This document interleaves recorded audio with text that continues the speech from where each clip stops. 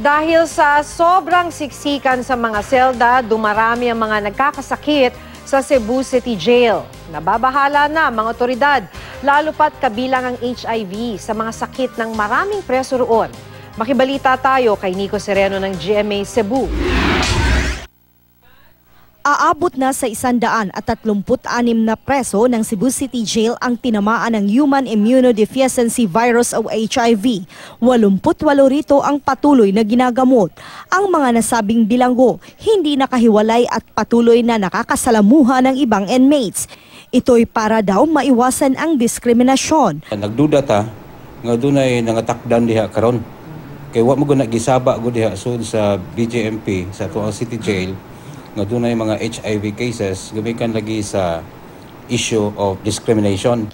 Dahil sa pagdami ng kaso ng HIV at iba pang sakit na tumatama sa mga inmate, magtatalaga na ng ambulansya sa piitan. Bibisitahin na rin ng doktor ang City Jail linggo-linggo. Bukod sa HIV, tinutukan din ngayon ang mga kaso ng tuberculosis at psychiatric cases ng mga inmate.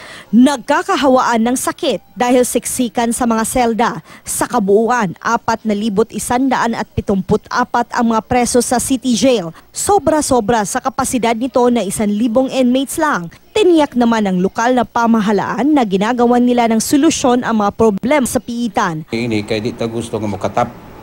Kaysa higayon nga mokatap ng HIV ug makagawas ning mga peneriso, maglisod na niya ta paggukod ug asa na sila padong. Chona Carrion, Nagbabalita, Pilipinas.